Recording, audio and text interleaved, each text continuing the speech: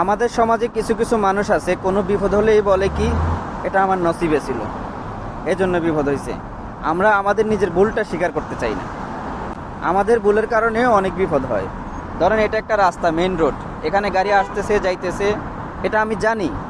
জানা সত্ত্বেও এই রাস্তার মাঝখানে দাঁড়িয়ে যদি বলি আমার যদি অ্যাক্সিডেন্ট কপালে থাকে তাহলে গাড়ি আমাকে অ্যাক্সিডেন্ট করবে, নাইলে আমাকে আল্লাহ বাঁচাবে, তাহলে এটা বোকামি ছাড়া আর কিছু নয়।